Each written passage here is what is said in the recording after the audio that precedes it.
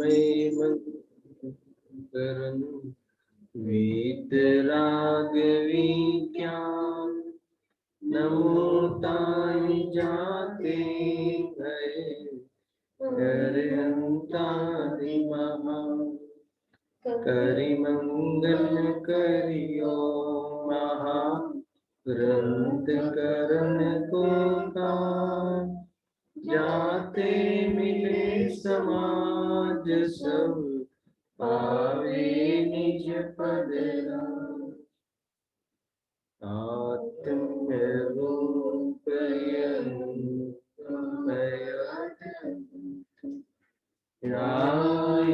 रखे भव सिंधु तरो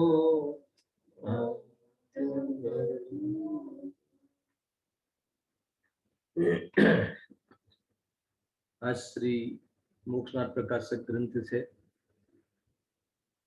7મા અધિકાર ઉપર આપણે સ્વાધ્યાય પ્રારંભ કર્યો છે।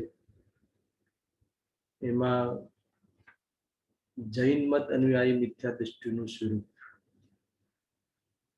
ગયા સ્વાધ્યાયમાં આપણે એક વાત કરી હતી કે જે આ અધિકાર છે એ ગ્રહિત મિથ્યાત્વના ખાતામાં લેવો જોઈએ, બરાબર।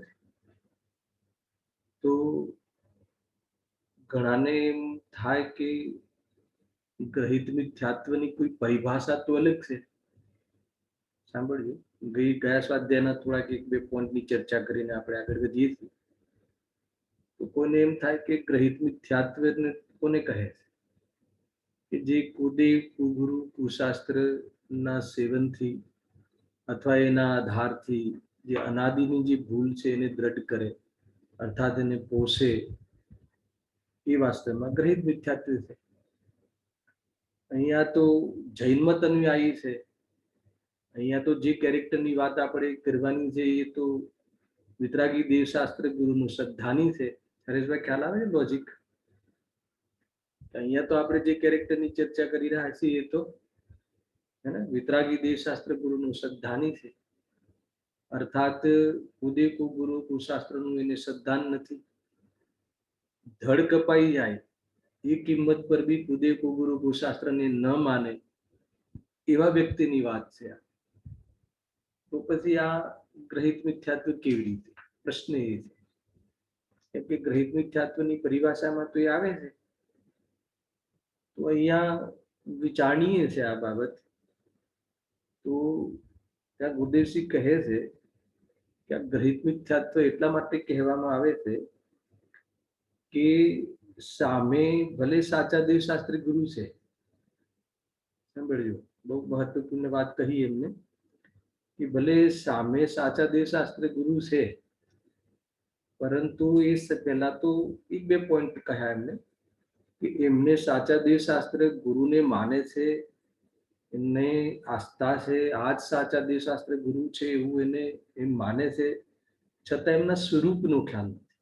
એક બીજું એમ કે એ જે સાચા દેવશાસ્ત્ર ગુરુ ભલે સામે છે, પરંતુ એ જે પહેલા જે કરતો હતો ઉદય ગુરુ કુશાસ્ત્રના આધારમાં જે કામ કરતો હતો એ જ કામ અહીંયા પણ કરે છે। આ વાત થોડીક સમજવા જેવી છે। એમ કહી શકાય કે દુકાનનું પાટિયું બદલી કાઢ્યું છે, પરંતુ માલ એ જ રાખ્યો છે।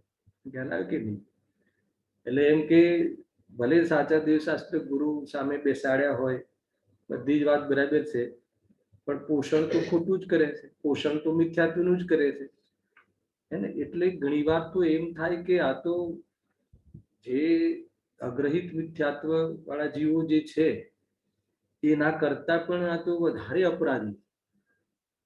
કોઈ વિદ્વાનના મોઢે એમ સાંભળેલું છે, કોઈ સ્વાધ્યાયમાં અથવા કોઈ આગમમાં જોયું નથી મેં, પણ એમ કહ્યું કે જે 17 કોળાકોળી જે બંધ પડે છે ને ઉત્કૃષ્ટ બંધ મિથ્યાત્વનો, એ આ જીવને જ પડતો હશે।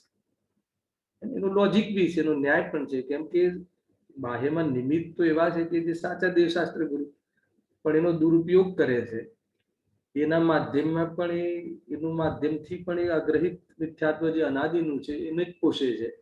એટલા માટે એવો મોટો દોષ ને અહીંયા મોટો અપરાધ કહેવાય આ તો।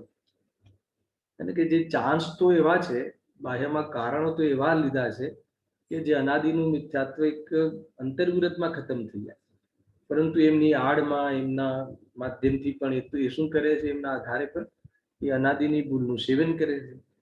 એ અપેક્ષા અહીંયા એમ કહ્યું કે આ તો ગ્રહિત મિથ્યાત્વનો અધિકાર છે, કેમ કે ગ્રહણ કરે છે, નવું ગ્રહણ કરે છે, અથવા તો અનાદિનું જે છે એ પણ આના જ માધ્યમથી એ વાસ્તવમાં દ્રઢ કરે છે. એ પ્રકારથી એમને આ ગ્રહિત મિથ્યાત્વમાં અધિકારને ખતવ્યો છે, એની ચર્ચા પણ ત્યાં આવી હતી. હવે આપણે જે અહીંયા કહે છે કે શરૂઆત કરી હતી ઉત્થાનિકાના રૂપમાં, જે વિચાર બિંદુ મેં તમને કાલે અંતમાં લાસ્ટ સ્વાધ્યાયમાં કહ્યું હતું કે હવે જે જીવો જૈન છે તથા જીન આજ્ઞાને માને છે તેમને પણ મિથ્યાત્વ રહે છે, તેનું અહીં વર્ણન કરીએ છીએ. કેમ કે આ જૈન મત અનુયાયી મિથ્યા દ્રષ્ટિ એ કેરેક્ટરની વાત છે. સિદ્ધાંતો અથવા તો દેવશાસ્ત્ર ગુરુ જે છે એના આશ્રય જ બધું ચિંતન મનન છે. હવે આ વાતમાં આ પંક્તિમાં શું કહેવું છે, કદાચ તમે વિચાર કર્યો હશે. ભલે આપણે પ્રશ્નોત્તર નથી કરી શકતા, પરંતુ હું જે અહીંયાથી વાત મૂકું છું એમાં તમે જે વિચાર કર્યો એ મેળ ખાય છે કે નહીં તો જરૂર જોજો શ્રેયસભાઈ. કેમ કે મેં ગયા સ્વાધ્યાયમાં કહ્યું હતું કે આપણે આ બિંદુ પર વિશેષ વિચાર કરવાનો છે. તો હવે જે જીવો જૈન છે એમાં આપણે શું લીધું હતું કે જૈન કુલમાં જન્મ્યા છે, એ તો પ્રકારથી કુટુંબ અપેક્ષાએ અથવા તો કુલ અપેક્ષાએ જૈન છે, એ તો સામાન્ય ચર્ચા થઈ. પણ આ કહે છે કે તથા જીન આજ્ઞાને માને છે અને કહ્યું કે તેમને પણ મિથ્યાત્વ રહે છે. એટલે જે જીન આજ્ઞાને માનતા નથી એ તો મિથ્યા દ્રષ્ટિ છે, એ તો દુઃખી છે જ, એને તો સુખી થવાનો ચાન્સ નથી, સુખનો ઉપાય બી સંભવતો નથી, એ તો એ ખાતામાં ગયા. પણ જે જીન આજ્ઞાને માને છે તેને પણ મિથ્યાત્વ રહે છે, એ બંને વાત વિરોધી લાગે છે. આપણે પહેલા એ પોઈન્ટ લીધો કે જે જીન આજ્ઞાને માને તો એ તો સમ્યક્ત્વી હોવું જોઈએ. મિથ્યાત્વ હોય તો એ જૈન ધર્મનું અથવા જીન આજ્ઞાનું વિરોધી હોવું જોઈએ, બરાબર છે. મિથ્યાત્વ હોય અથવા મિથ્યાત્વનું પોષણ કરતું હોય, મિથ્યાત્વ દ્રઢ કરતું હોય, એ વાસ્તવમાં જીન આજ્ઞાનું વાસ્તવમાં વિરોધી ગણાય ને. જીન આજ્ઞાનું માને છે કેવી રીતે કે ખ્યાલ આવે છે, લોજિક ખ્યાલ આવે છે. તો કે જીન આજ્ઞાને માને છે તો પછી એને અમે મિથ્યાત્વ કેમ કહીએ, એ તો સમ્યક્ત્વી હોવો જોઈએ. અને લાસ્ટ ટાઈમ મેં આપણને વાત કરી હતી કે જે આત્માનું શાસન ગ્રંથ છે એમાં જે સમ્યક દ્રષ્ટિના 10 પ્રકાર નિમિત્તની પ્રધાનતાથી કર્યા છે. પ્રકાર તો એક જ છે, જે આત્માની પ્રતીતિ કરે, જે વિપરીત અભિનિવેશ રહિત 7 તત્વોની એને પ્રતીતિ કરે, એ વાસ્તવમાં સમ્યક દ્રષ્ટિ છે. તત્વનું શ્રદ્ધાની છે, આત્માનું શ્રદ્ધાની છે, જે આત્મામાં હમપણું કરે છે એ સમ્યક દ્રષ્ટિ છે. સમ્યક દ્રષ્ટિ એક જ પ્રકારનો છે, પરંતુ ત્યાં 10 પ્રકારે કહ્યા ને. જો તમને વાંચવું હોય ને તો પેજ નંબર કાઢો તમે, 9મા અધિકારમાં છે સમ્યક્ત્વના ભેદના પ્રકરણમાં, પેજ નંબર છે 337 મારી બુકમાં, 337 છે. ત્યાં 11 નંબરની ગાથા આત્માનું શાસનની ગાથાનો આધાર આપ્યો છે. મારામાં 337 છે, મળી. એમાં શું કહે છે, જો 10 પ્રકાર કહ્યા છે સમ્યક્ત્વના, 10 પ્રકાર, આજ્ઞા સમ્યક્ત્વ છે, માર્ગ સમ્યક્ત્વ છે, ઉપદેશ સમ્યક્ત્વ છે, એ પ્રકારે. અને આ જે સમ્યક્ત્વ છે એ 10 પ્રકાર કયા આધારે છે, નિમિત્તની પ્રધાનતાથી. બીજા એક 3 પ્રકાર ઓર બી કહ્યા છે કર્મની પ્રધાનતાથી. સૌક્ષમ સમ્યક્ત્વ, ઉપશમિક સમ્યક્ત્વ, ક્ષાયિક સમ્યક્ત્વ. કર્મની ઓરથી જે મિથ્યાત્વ અને અનંત અનુબંધીનો જેમાં ક્ષૌક્ષમ થાય એ ક્ષૌક્ષમ સમ્યક્ત્વ, ક્ષય થાય તો ક્ષાયિક સમ્યક્ત્વ, ઔપશમિક થાય તો ઉપશમ સમ્યક્ત્વ. તો એ પ્રમાણે અલગ અલગ પ્રકાર કહ્યા છે. પણ આપણે અહીંયા અમારી પાસે શાસ્ત્ર છે એ પેજ 342 છે, 342. ઓકે ઓકે, હા 342 અને અહીંયા 337 છે, બરાબર છે. એમાં ખાલી મારે બતાવવું છે કે અહીંયા એમાં 3-4 પંક્તિ આપી છે, એનું ભાવ ભાષણ કર્યું છે. કેમ કે વાત એ છે કે જીન આજ્ઞાને માને છે છતાં તેને પણ મિથ્યાત્વ રહે છે. આપણે એનું ભાવ ભાષણ કરી રહ્યા છે. તો કે જીન આજ્ઞાને માને તો એ તો એને તો સમ્યક આજ્ઞા સમ્યક્ત્વમાં આવી જાય ને, તો પછી તમે એને મિથ્યાત્વ કેમ કહો છો? તો એની ચર્ચા આપણે કરવી છે. તો અહીંયા કહે છે કે જીન આજ્ઞાથી તત્વ સિદ્ધાંત થયું હોય તે આજ્ઞા સમ્યક્ત્વ છે, પરિભાષા. હવે એનો અર્થ કરે છે, અહીં એટલું જાણવું કે મારે જીન આજ્ઞા પ્રમાણ છે એટલું જ શ્રદ્ધાન કાંઈ સમ્યક્ત્વ નથી. ચાલો માની લો કે જે જીન આજ્ઞા પ્રમાણ છે એટલે જે શાસ્ત્રમાં કહ્યું છે સત્ય છે, સાત તત્વની વાત છે એ જ સાચી છે, જે આત્માનુભૂતિની જે વિધિ છે એ જ સત્ય છે, દેહ ને આત્મા ભિન્ન છે એ જ વાત સત્ય છે. આપણે પણ આવું બધું કરીએ છીએ ને શ્રેયસભાઈ, કે આ સાત તત્વ છે બધા જ સાચા છે, આજે શાસ્ત્રમાં કહે છે બધી જ વાત સાચી છે, પરમાં સુખ નથી, દેહ આપણું નથી, બધી જ વાત સાચી છે, પરંતુ પછી પરંતુ શું ખ્યાલ આવે ને, પરંતુ પછી આગળ તો કોઈ એ વાત સાચી છે પણ હમણાં હે ને હમણાં વાર છે સાની સુખી થવાની વાર છે, હજુ વાર છે, હજુ ટાઈમ છે, થોડા દુઃખી થઈ રહી એમ છે.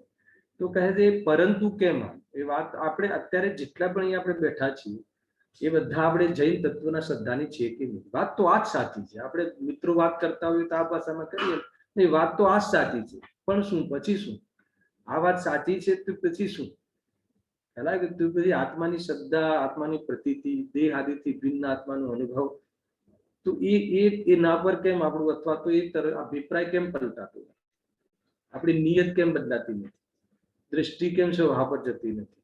તો ખાલી માત્ર વિકલ્પાત્મક શ્રદ્ધાન, આગમ આશ્રિત શ્રદ્ધાન, અથવા એક પ્રકારથી ઓઘે ઓઘે શ્રદ્ધાન એમ થયું ને, તો કે એ શ્રદ્ધાની વાત નથી. એ લખ્યું છે કે મારે જીન આજ્ઞા પ્રમાણ છે, અથવા જે બી જૈન ધર્મમાં કહ્યું છે, જે બી સાચા દેવશાસ્ત્ર ગુરુએ કહ્યું છે એ બધું પ્રમાણ છે, એનો તો મને વિશ્વાસ છે, બરાબર છે, એનો તો ભરોસો છે, પણ એટલાથી કામ નહીં હે ને. એ વાત સાચી છે, એની શ્રદ્ધા, એ વાત એમાં મતલબ કે કોઈ ઊંઘમાં બી પૂછે તો અમે ભૂલ ન કરીએ, એ વાત બધી સાચી છે, પણ પ્રતીતિ કરી, અભિપ્રાય પલટ્યો હે ને, દેહમાં એકત્વ બુદ્ધિ છૂટી, તો કે ના એ નથી છૂટી, ઉપરથી એ તો પરમાં એકત્વ બુદ્ધિનું પોષણ કરે છે, અર્થાત તો આ જ્ઞાનનો ઉઘાડ છે, તો એ સંબંધી માન આવે છે, ખ્યાલ કે નહીં, અથવા તો આ જે સુભાવ આવે છે સમજવાના સમજાવવાના, એમાં મીઠાશ લાગે છે, તો કે તું પોષણ તો કરે છે, પોષણ તો મિથ્યાત્વનું જ કરે છે, ખ્યાલ આવે કે નહીં. આજે સમજાવવાનો ભાવ, સમજવાનો ભાવ, દયા દાન વ્રતાદિનો ભાવ, જે પણ આપણે દેવશાસ્ત્ર ગુરુની પ્રત્યે ભક્તિનો ભાવ, એ ભાવમાં મીઠાશ લાગે છે. મીઠાશ લાગે છે એટલે શું, એમાં આપણને પ્રસન્નતા આવે છે કે મેં ધર્મ કર્યો એવું ભાષિત થાય છે. ખ્યાલ આવે છે હું શું કહું છું. અહીંયા એમ કહે છે કે મારે જીન આજ્ઞા પ્રમાણ છે એટલું જ શ્રદ્ધાન કાંઈ સમ્યક્ત્વ નથી. આજ્ઞા માનવી એ તો કારણભૂત છે. આજ્ઞા માનવી એટલે કયું કારણ, રતિભાઈ કયા કારણની વાત છે, અહીંયા નિમિત્ત કારણભૂત છે હે ને. તેથી અહીં આજ્ઞાથી ઉત્પન્ન થયું કહ્યું છે, માટે પ્રથમ જીન આજ્ઞા માનવા પછી જે તત્વ શ્રદ્ધાન થયું તે આજ્ઞા સમ્યક્ત્વ છે. વાત આવી ગઈ શ્રેયસભાઈ, ખ્યાલ આવી ગયો કેવી, જે કારણભૂત કોણ છે, આજ્ઞા માનવી એ તો નિમિત્ત કારણ છે, કારણ તો છે પણ એ બાહ્ય કારણ છે, એ બાહ્ય સાધન છે, પણ એ પહેલા આજ્ઞા પ્રમાણે આ વાત સ્વીકાર તો કરી, સાત તત્વનું શ્રદ્ધાન તો કર્યું એને, આગમ આશ્રિત વિશ્વાસ તો કર્યો, પણ પછી આગળ અહીંયા કહે છે પંડિતજી કે એ જીન આજ્ઞા માનવા પછી, એવી દ્રઢતા પછી જે તત્વ શ્રદ્ધાન થવું, જે તત્વનો નિર્ણય માત્રની પ્રતીતિ થવી, આ ચૈતન્ય સ્વરૂપ છે એ જ હું છું એવી પ્રતીતિ થવી, નિર્વિકલ્પ થઈને નિર્વિકલ્પ દશામાં નિર્વિકલ્પ વસ્તુની પ્રતીતિ સમ્યક થાય છે. ખ્યાલ આવે કે નહીં, તો વસ્તુ નિર્વિકલ્પ છે, નિર્વિકલ્પ છે એટલે પરિપૂર્ણ છે. સમજો, થોડો પ્રયોગ બતાવો. એ વસ્તુ નિર્વિકલ્પ છે, આત્મા નિર્વિકલ્પ છે, કઈ બાજુ દ્રવ્ય ગુણ પર્યાય ત્રણેય બાજુ, એમાં કોઈ રીતે એને વિકલ્પ કરવાની જરૂર નથી. ગુણ પર્યાયવત દ્રવ્ય એને, દ્રવ્ય સ્થાયી રહીને સદા પરિણમે છે, પરિણમતું હોવા છતાં સ્થાયી રહે છે. એની આપણે અહીંયાથી સિદ્ધિ કરી, કોનાથી સિદ્ધિ કરી, આગમથી સિદ્ધિ કરી, યુક્તિથી સિદ્ધિ કરી, અર્થાત તો કઈ ઉદાહરણો દ્વારા એ પણ બરાબર વાત બેસી ગઈ, બધું જ બરાબર છે. પણ એ વાત અર્થાત તો એવું જે શ્રદ્ધાન થયું, વિકલ્પાત્મક શ્રદ્ધાન થયું, એ સમ્યક ક્યારે કહેવાશે, તો કે પરિણતિની અંદર નિર્વિકલ્પ થાય. જ્યારે મારું પરિણમન જીવ સ્વયં ક્રમ નિયમિત પરિણામથી ઉત્પન્ન થતો સ્વયં છે, અથવા એ રીતે સ્વયં પરિણમે છે, કોઈ કોઈનો કરતા નથી, તો આપણને કરવાના ભાવ છૂટી નિર્વિકલ્પ થઈ અને વાસ્તવમાં ક્ષણ અંતર્મુહૂર્ત માટે નિર્વિકલ્પ થાય તો એ નિર્વિકલ્પ વસ્તુની પ્રતીતિ એ વખતે સમ્યક થઈ. એટલે સમ્યક દર્શનની ઉત્પત્તિ શુદ્ધોપયોગમાં થાય છે. એકવાર જ્યારે શુદ્ધોપયોગ થાય અર્થાત તો નિર્વિકલ્પ થાય તો એ નિર્વિકલ્પ થઈને નિર્વિકલ્પ વસ્તુની પ્રતીતિ સમ્યક થાય છે. આ મૂળ વાત છે. તો એનું નામ તત્વ સિદ્ધાંત થાય ત્યારે એ સિદ્ધાંતને આજ્ઞા સમ્યક, જેવું ભગવાને કહ્યું છે એવું પ્રતીતિ કરીને માન્યું તો ભગવાનની જે આજ્ઞા છે, ભગવાનને જે ઉપદેશમાં કહ્યું છે ખ્યાલ આવ્યો? તો એ સમ્યક્ત્વનું નામ આજ્ઞા સમ્યક્ત્વ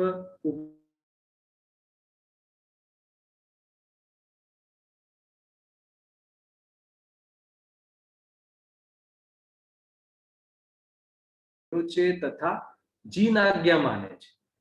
જે આપણને મનની અંદર વિકલ્પ ઉઠ્યો કે જીન આજ્ઞાને માને એને અગર જો આજ્ઞા સમ્યક્ત્વ જ હોય, એને તો સમ્યક્ત્વ જ હોય તો એ જે આજ્ઞા સમ્યક્ત્વ કહ્યું તો કેવા પ્રકારે આજ્ઞા સમ્યક્ત્વ કહ્યું એની આપણે ચર્ચા કરી. પણ અહીંયા તો પંડિતજી કહે છે કે અહીંયા જે એ કેરેક્ટર લીધું છે કે જીન આજ્ઞાને માને છે તેમને પણ મિથ્યાત્વ રહે છે.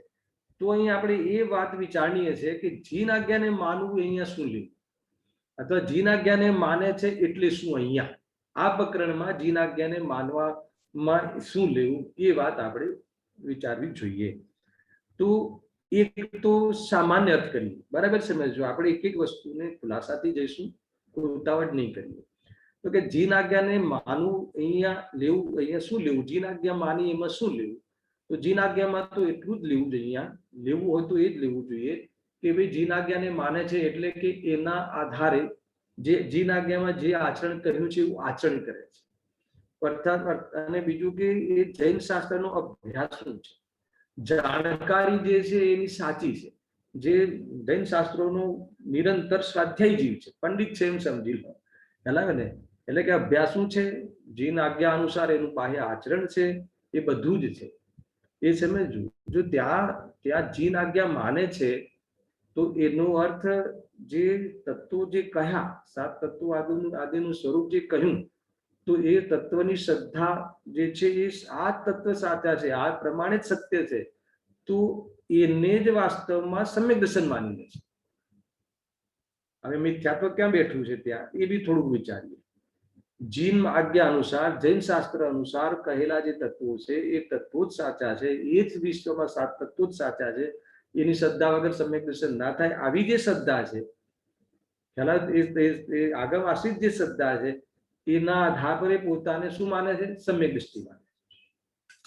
તત્વનું શ્રદ્ધાન થયું નથી, ખ્યાલ એ પણ એ જે જાણકારી એની પાસે સાચી છે એના આધારે પોતાને સમ્યક જ્ઞાની માને છે, અથવા એને એ તરફ તત્વોની શ્રદ્ધામાં દ્રઢતા છે એ આધાર પર પોતાને સમ્યક દૃષ્ટિ માને છે, મોક્ષ માર્ગી માને છે.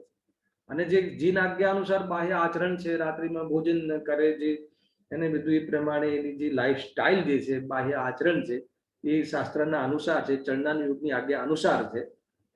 ખ્યાલ અહીંયા જેનું જીવન ચરણાની યોગના અનુસાર નથી, જેના જીવનનું ઠેકાણું જ નથી, એ તો કે ફિલ્ડની બહાર. તમે સમજો બે વાતો બેલેન્સથી, કે જેને તત્વોનું ધારણા જ્ઞાન બી ચોખ્ખું નથી એક, અને બીજું બાહ્ય આચરણ પણ જીન આજ્ઞાથી વિરુદ્ધમાં છે, એ તો જૈન શાસનની બાઉન્ડ્રીમાં જ નથી. એ તો જૈન શાસનની બાઉન્ડ્રીમાં નથી એટલે એ તો સુખી થવાના માર્ગની દિશામાં પણ નથી, એ તો એની નજદીક બી નથી. એને તો વાસ્તવમાં એ તો આ ફિલ્ડમાં જ નથી. પણ અહીંયા તો એવો જીવ લીધો છે કે જે તત્વનું શ્રદ્ધાની છે, પણ મિથ્યાત્વ ક્યાં રહી ગયું, ખ્યાલ આવે કે નહીં? મિથ્યાત્વ ત્યાં રહી ગયું કે એમાં એ જે તત્વ શ્રદ્ધાન છે, એને જે દ્રઢતા છે, એ તત્વ સંબંધી જે જાણકારીની દ્રઢતા છે, એમાં જ એને આભાસ થઈ જાય છે કે મને સમ્યક દર્શન છે. અને જે જાણકારી સાચી છે એની પાસે બાલની ખાલ કાઢીને તત્વને બતાવે અથવા સમજે અથવા જાણે તો એમાં શું થઈ જાય છે, એને ભૂલ કે એને સમ્યક જ્ઞાન માની લે. હજુ તો બહુ ખુલાસા આવશે. આ તો હું તમને જે આજ્ઞા માની ના કહેવાય એને, આને બાહ્ય આચરણ જીન આજ્ઞા અનુસાર હોય, ચરણાની યોગ અનુસાર હોય, એને માની લે છે કે મને ચારિત્ર્ય છે. તો એ રીતે બધી ભૂલો કરે છે. કુલ મળીને અહીંયા કહે છે કે એને આજ્ઞા માની ના કહેવાય. તો જીન આજ્ઞા માનવાનું અહીંયા જે લીધું છે મિથ્યાત્વના પ્રકરણમાં લીધું છે, આ ભાષના પ્રકરણમાં લીધું છે. તો આ જીન આજ્ઞા માને છે એટલે કે એને શાસ્ત્રનો અભ્યાસ છે, બરાબર જાણકારી સાચી છે અને એનું જીવન પણ ચરણાનો યોગ અનુસાર છે. એક તો જીન આજ્ઞા. બીજું અહીંયા એવી રીતે લેવું છે કે જીન આજ્ઞા એ કેવી રીતે માને છે. તો જીન આજ્ઞા એવી રીતે માને છે કે એના માટે ગુરુદેવશ્રી એક ઉદાહરણ આપે છે. બહુ પ્રચલિત ઉદાહરણ છે. પ્રફુલભાઈ તમે તો ડાયરેક્ટ સાંભળ્યું હશે, કદાચ પ્રતિભાઈ બધા જે ડાયરેક્ટ ગુરુદેવશ્રીના સંપર્કમાં છે એમને તો સાંભળ્યું હશે. એમને એક ઉદાહરણ આપે છે. એક જે પુત્રને પરણાવે છે, એક ફેમિલી પોતાના પુત્રને પરણાવે છે. ઘરમાં નવી વહુ આવે છે, સમજી લો ને. હવે નવી વહુ આવે છે તો સાસુ એને કામ સોંપે છે, હે ને. સાસુજી ધાર્મિક હોય છે તો માળા ગણતા હોય છે. સાંભળજો, માળા ગણતા ગણતા વહુને કહે છે કે બેટા ગેસ ઉપર દૂધ મૂક્યું છે તો જરા જોજે. બરાબર છે. કેટલી વાતો કહી આમાં છે. ક્યારે કહે છે સાસુજી? માળા ગણતા ગણતા. એક બાજુ માળા ગણવાનું ચાલુ છે ને બીજી બાજુ ખ્યાલ આવે કે નહીં, આ બધી ઘણી બાબતો એક સાથે ઘણી બધી બાબતો સમજી લેવી હે ને. તો માળા ગણતા ગણતા કહે છે કે બેટા જરા દૂધ મૂક્યું છે ગેસ ઉપર, હે ને, ગેસ ચાલુ છે તો જરા દૂધ જોજે. હવે વહુ છે, નવી વહુ છે, આજ્ઞાકારી છે. તો આજ્ઞા શબ્દ લેવો ને, આજ્ઞાકારી છે તો સાસુની આજ્ઞા બરાબર માને છે. શું કરે છે? બરાબર એની સામે કેસની સામે જઈ અને બરાબર જોવે છે, દેખે છે, બરાબર એની સામે ઉભી રહે છે. અડધો કલાક થઈ ગયો એને, માળા બાળા પતિ સાસુજીની, અને પછી ત્યાં જોવે છે કે શું કરે છે આ રસોડામાં 1 કલાકથી, હે ને. તો હવે એ તો દૂધ તો બધું ઉભરાઈ ગયું હોય છે, તમને ખ્યાલ આવી ગયો હશે. સાસુજી શું કીધું હતું? તો મારો પ્રશ્ન એ છે કે એને સાસુની આજ્ઞા માની કે ન માની? આપણો પ્રશ્ન એ છે. ઉદાહરણમાં આપણે બહુ ડીપ નથી જવું રાકેશભાઈ. તો એને સાસુની આજ્ઞા માની કે ન માની? માની કે ન માની? તો બસ એવી રીતે આપણે આજ્ઞા માનીએ. ટૂંકમાં આપણે અહીંયા જે બોલવાની ભાષા અલગ હોય છે અને સમજવાની વાત અલગ હોય છે. તો એ હવે શાસ્ત્ર સ્વાધ્યાયમાં એ ભૂલ થવા વાળી છે. એ તો ભૂલ કરે છે. ટૂંકમાં જે અર્થઘટન થવું જોઈએ એ અર્થઘટનમાં ભૂલ કરે. અર્થાત તો એને જે જૈન શાસનના જે વચનો છે એના જે એનું ભાવ ભાષણ નથી. પંડિતજી આ શબ્દ લઈ આવશે વચ્ચે, આના પર બહુ વાત ચાલવાની છે કે એને સ્વાધ્યાય તો છે, અભ્યાસ તો છે, પણ શું નથી? ભાવ ભાષણ. તો આ રીતે આજ્ઞા માનવાની વાત નથી, હે ને. અહીંયા તો આ જે મિથ્યાત્વ રહે છે તો એ આ પ્રમાણેની આજ્ઞા માને છે. તો એનું અર્થઘટન ગલત કરે છે, એનું ભાવ ભાષણ નથી. એક બીજી વાત કરીએ કે સાંભળવા જેવું છે શ્રેયસભાઈ. બીજો પોઈન્ટ શું છે કે એક તો એને ભાવ ભાષણ નથી, બીજું એવું છે કે શાસ્ત્ર સ્વાધ્યાય તો કરે છે પણ પોતાની રુચિ અનુસાર અર્થનું સેવન કરે છે, હે ને. 2 વસ્તુ તમે આના પર બરાબર સમજો. એવી રીતે એને આજ્ઞા આ પ્રકારે આજ્ઞા માને છે એનું અહીંયા કહેવું છે પંડિતજી. પહેલા તો એને ભાવ ભાષણ નથી, એ ભાવ ભાષણ નથી, એ સંબંધી એને જાણકારી નથી અથવા એનું સ્વરૂપ સમજતો નથી. માત્ર એ શાસ્ત્રની દ્વારા પરિભાષાઓ જાણે છે, થિયરિકલ જાણે છે, પણ એનું ભાવ ભાષણ નથી, પ્રયોગ ખબર નથી, એનો એપ્રોચ ખબર નથી. એટલે હવે ધીરે ધીરે આપણે પ્રયોગાત્મક ભાષા આપણે પ્રારંભ કરી. ખ્યાલ આવે? માની લો કે એમ કહ્યું કે રાગાદી ભાવ, શુભ શુભ ભાવ અથવા શુભ ભાવ લઈ લો મુખ્ય તરફથી, કે શુભ ભાવ હે છે, બરાબર છે. આ કથન આવે શાસ્ત્રમાં. તો હે છે એનો અર્થ શું કાઢે છે? તો એ શુભાશુભ ભાવ અથવા દયા દાન વ્રત આદિ બધું ગુરુદેવજીનું તો પેટર્ન છે. દયા દાન વ્રત આદિ બધું ધર્મ નથી, હે છે. હે છે એનો અર્થ એ કાઢે છે એ દ્વેષ કરે છે. દયા દાન વ્રત આદિ ભાવ પ્રત્યે દ્વેષ કરે છે, અર્થાત તો જે દયા દાન વ્રત આદિ કરે એના પ્રત્યે દ્વેષ કરે છે. અને હે નો અર્થ શું છે? ત્યાગ. ક્યાં ત્યાગ કરવાનો છે? દૃષ્ટિમાં ત્યાગ કરવાનો, બરાબર છે. અને પછી પરિણામોમાં બી ત્યાગ કરવાનો છે, પણ એની વિધિ છે. હે ને. એટલે મેં લાસ્ટ ટાઈમ બી આપણે જયારે સંક્ષિપ્ત સ્વરૂપ જોયું ને ત્યારે મેં કહ્યું હતું કે સાતમા અધિકારમાં એક ફોર્મ્યુલા છે સમજવી હોય તો, કે સાતમા અધિકાર સંબંધી જે કેરેક્ટર છે અથવા સાતમા અધિકાર સંબંધી જે અધિકારમાં જે ભૂલો કહી છે એ કેવા પ્રકારની છે. તો એમાં મેં એક ફોર્મ્યુલા કહી હતી કે એવા વ્યક્તિની વાત છે, એવા રોગીની વાત છે કે એને સાચો ડોક્ટર બી મળ્યો છે, પછી એના રોગનું નિદાન પણ સાચું થયું છે, પ્લસ એનો ઉપચાર બી સાચો છે અને દવા પણ લે છે, તો પણ રોગ મટતો નથી. એનો જવાબ મળ્યો હરેશભાઈ, કેમ રોગ નથી મટતો? શું કારણ હશે કે એનો રોગ નથી મટતો? વાંધો નહીં, આપણે જવાબ, આપણે અત્યારે એવી વ્યવસ્થા નથી જવાબ આપવા લેવાની, તો આપણે મનમાં વિચારજો. તો એવું એવું શું ભૂલ કરી એને કે એ રોગ મટતો નથી? તો કે એ રોગ, એ દવા લેવાની જે પદ્ધતિ છે ને એ પદ્ધતિમાં ભૂલ છે. જે દવા જમ્યા પહેલા લેવાની હોય જમ્યા પછી લે છે, અને જમ્યા પછી લેવાની હોય જમ્યા પહેલા લે છે ને. એટલે એ ભૂલ કરે છે. તમે ખ્યાલ આવ્યો? તો પુણ્ય હે છે તો પહેલા છોડી દે છે, તો એને દ્રષ્ટિમાં છોડવાની જગ્યાએ એને પુણ્યના પરિણામ છોડીને પાપમાં ચાલ્યો જાય છે. આવી બધી ભૂલ થાય છે કે ભાઈ એને ધર્મ માનવાની જે માન્યતા હતી એ છોડવાની, અને છોડવાની વિધિ શું હતી? જો પહેલા ઉપાધિ બુદ્ધિ છૂટે. આ પહેલા લીધું હતું આપણે સામાન્ય ચર્ચાઓમાં કે પાપ પુણ્ય ભાવોમાં શુભાશુભ ભાવોમાં પહેલા ઉપાધિ બુદ્ધિ છૂટે, પછી સ્થૂલ પાપનો ત્યાગ થાય, પછી સૂક્ષ્મ પાપનો ત્યાગ થાય, પછી પુણ્ય પરિણામનો ત્યાગ થાય. હવે એમાં બી પાપના ત્યાગની વિધિ અલગ છે અને પુણ્યના ત્યાગની વિધિ અલગ છે. બરાબર સમજજો જરા. પાપના ત્યાગની વિધિ તો પાપને તો ડાયરેક્ટ છોડવાની વાત છે, ત્યાગ કરવાની વાત છે કે ભાઈ આજથી આ પરિણામ, આ કાર્ય નહીં કરવું. બરાબર છે. પણ પુણ્યના ત્યાગની વિધિ અલગ છે. મને બતાવો કે પુણ્યની ત્યાગની વિધિ એ રીતે થાય છે, આપણે 3 વાર મંદિર જતા હોય તો હવે કાલથી હું 2 જ વાર જઈશ, કાલથી હું 1 વાર જઈશ, 2 વાર ત્યાગ છે. પુણ્ય પરિણામ એ રીતે ત્યાગ થાય છે. તો પુણ્યના ત્યાગની વિધિ શું છે કે સ્વરૂપમાં રહે, જે સ્વરૂપમાં ચાલ્યો જાય, વિતરાગ થઈ જાય, સ્વરૂપમાં લીન થઈ જાય, એ પ્રકારે શુભ ભાવનો ત્યાગ થાય છે. શુદ્ધમાં રહીને શુભનો ત્યાગ કરવાનો છે. તો આ બધી વિધિ ખબર ન હોવાના કારણે શુદ્ધમાં તો જાય નહીં, શુદ્ધની તો ખબર નહીં, અને ગુરુદેવસિંહ કહે છે કે શુભ ભાવ, દયા, દાન, વ્રત આદિ ત્યાજ્ય છે, સગળો વ્યવહાર ત્યાજ્ય છે, એટલા માટે આપણે ત્યાગ કરી દેવો જોઈએ. ખ્યાલ આવે? એટલે આ બધી ભૂલ થઈ, એટલે એને મર્મ સમજતો નથી. એનું વાસ્તવમાં એનું જે અર્થઘટન જે કરવું જોઈએ એ ગલત કરે છે અને એ પ્રમાણે પ્રવર્તે છે. એટલા માટે કોઈની કોઈ આ જે નિશ્ચાવાસ આદિ એ પ્રકારની બીમારીઓ, એ પ્રકારની વિપરીતતા ઘૂસી જાય. ખ્યાલ આવે? અને એ જ થયું ને કે પહેલા ત્યાં દુકાનનો કરતા માનતો હતો અને અહીંયા હું મંદિરનો કરતા માનું છું. ત્યાં ખાવા પીવાના ભાવોનો કરતા માનતો હતો, અહીંયા પૂજા પાઠ આદિના ભાવોનો કરતા માને છે.